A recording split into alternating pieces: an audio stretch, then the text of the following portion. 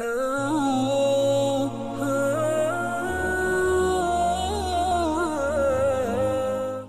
ولس میډیا درنو لیدونکو ښه راغلاست. په دغه ویډیو کې به موږ تاسو ته 25 داسې نصیحتونه وړاندې کړو چې ژوند ته به مو خوښي او نیکمرغي ور وبخي.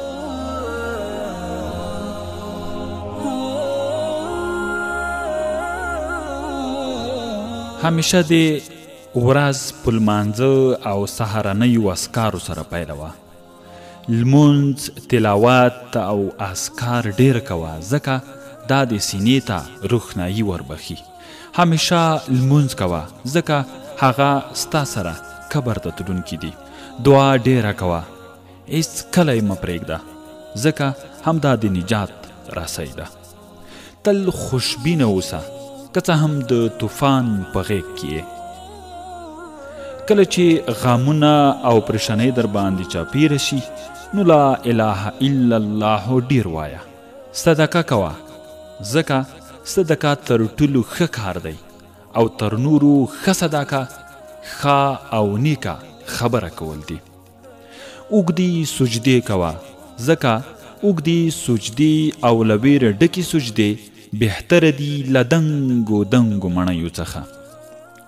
تر خبرو کولو مخکې فکر کوه، ځکه ځینې کلمې وژونکې وي. د مظلومو دعاوې خپلې کړه او له حاله یې ځان خبر که.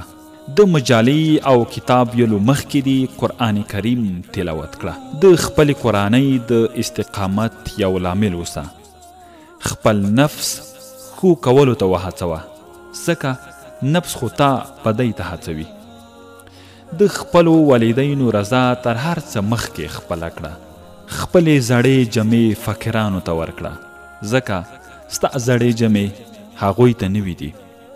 هیڅ کله مه غوسه کېږه، ځکه د دنیا ژوند تر هغه څه چې ته یې فکر کوې ډېر لنډ دی.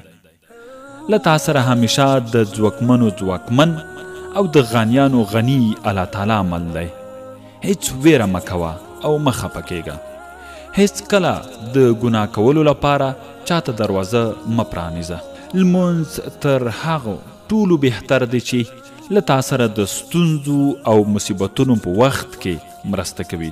الله تعالی ته ځان نږدې کړه، ځکه د ټولو مشکلاتو سبب له الله تعالی څخه په لرېوالي کې دی. همیشه په یاد ولره چې ټولې خبرې دې ملایکې له ځان سره لیکي.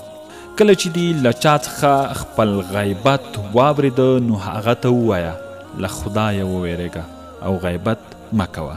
د الله تعالی او د نبی کریم صلی الله علیه وسلم مینه اختیار کړه.